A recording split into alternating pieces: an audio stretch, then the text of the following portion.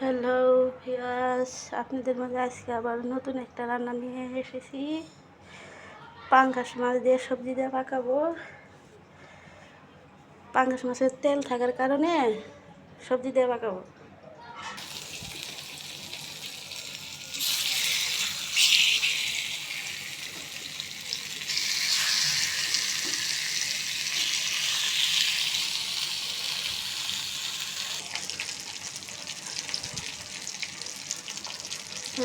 বলতে পারেন যে পাঙ্গাস মাছ কেন সবজি দিয়ে।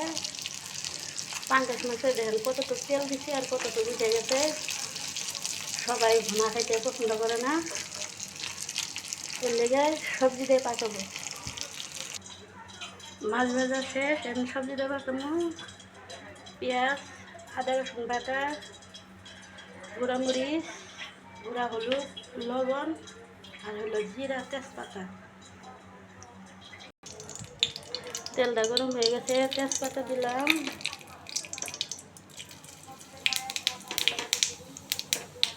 জিরা আর হলো পেঁয়াজ কুচি।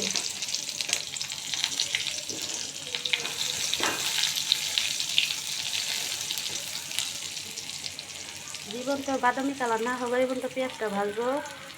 হ্যালো ভিউয়ার্স, দেখেন বাদামি রং এসে বলছে। এখন আমি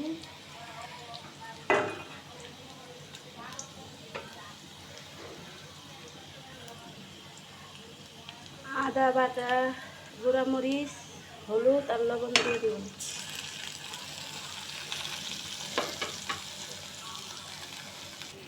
পানি না দিলে মশলাটা পুড়ে নেবে।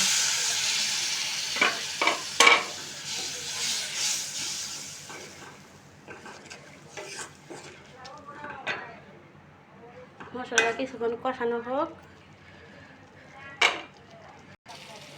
মশলা কষানো শেষ, মশলা তেল ছেড়ে দিলে বোঝা লাগবো যে মশলার কষানো হয়ে গেছে। আমি সবজি দিই,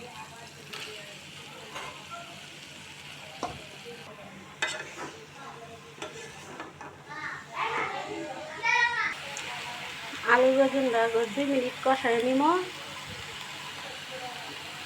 তারপরে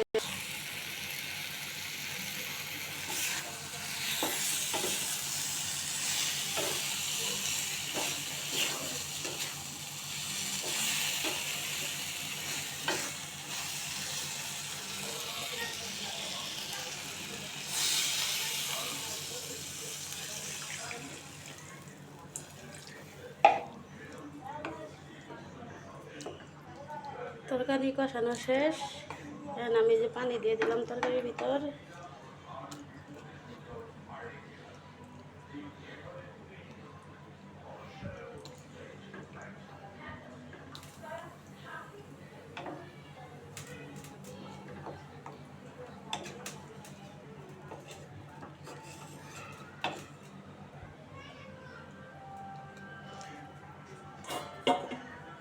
তরকারি কালারটা কি সুন্দর এসেছে। এখন আমি আরো 3 মিনিট ঢেকে রাখবো।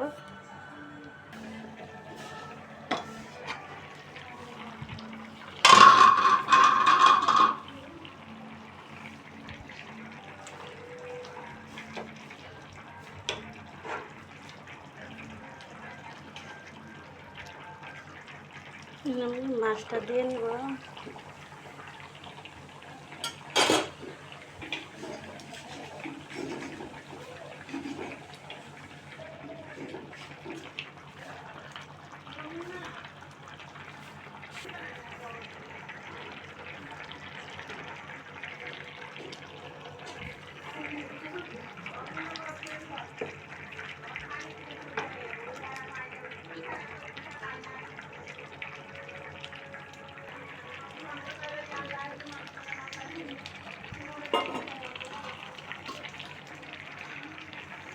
অনেকে বলতে পারেন যে পাঙ্গাস মাছ তো ভুনা খায়, সবজি দিয়ে কেন? কারণ হলো পাঙ্গাস মাছে অনেকে তেল ছাড়া তো অনেকে ভুনাটা পছন্দ করে না, এর লেগে সবজি দিয়ে 3 মিনিট রেখে দিয়ে পরে নামে ফেলবে। হ্যালো ভিউয়ার্স, আমার তরকারি এখন হয়ে গেছে।